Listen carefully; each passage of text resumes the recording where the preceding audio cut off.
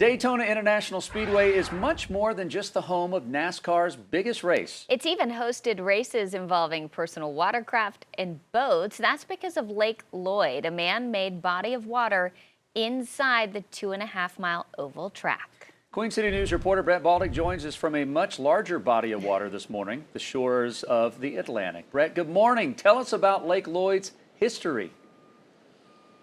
Good morning, Ann, Wyatt, and Jason. So for a man-made lake, Lake Lloyd is massive, measuring 29 acres. And when you look at the blueprints from back in 1958, when Daytona International Speedway was built, this was all part of the original plan, and the lake serves a very specific purpose.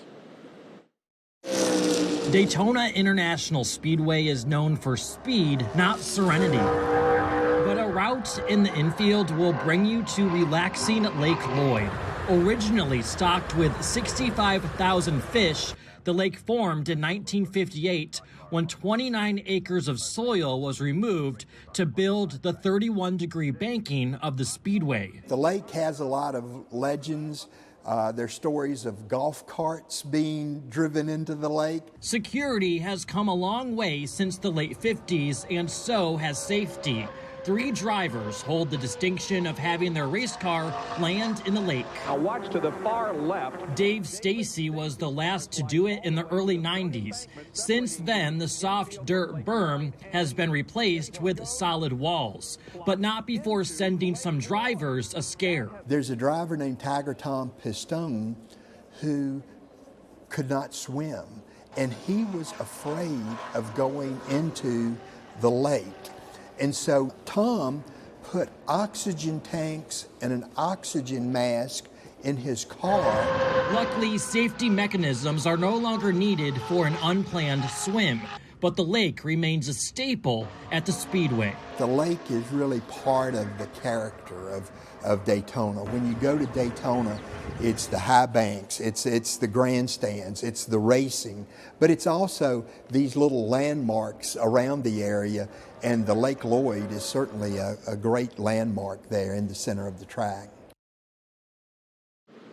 So you may be wondering how the lake got its name, and it's actually named after a Daytona businessman named Paxton Lloyd. He gave Bill France Sr. his very first job. Of course, Bill France Sr.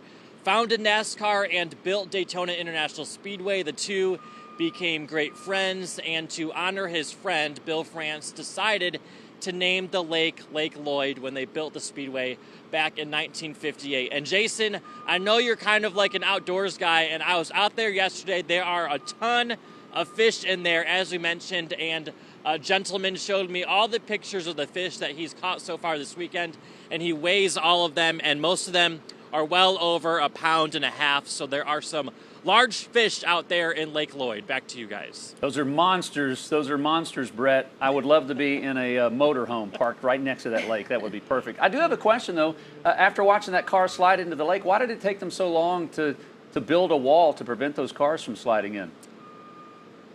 Yeah, so there's 2 reasons for that. First, when they built the track, the cars weren't going as fast as they go today, so the idea was the most likely they would not slide all the way into the lake.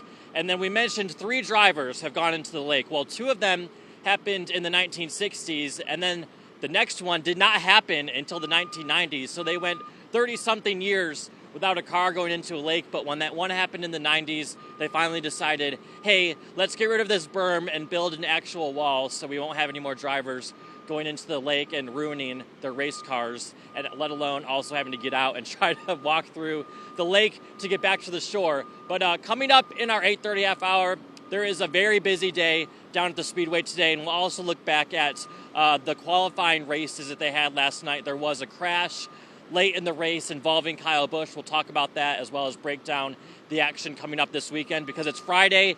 The weekend is ramping up because the Daytona 500 is on Sunday, and of course, you can watch it right here on Fox Charlotte. Ann, Wyatt, and Jason, back to you. All right, Brett, thank you. Enjoy the what little time you have on the beach this morning before we really put you to work. We'll check back in with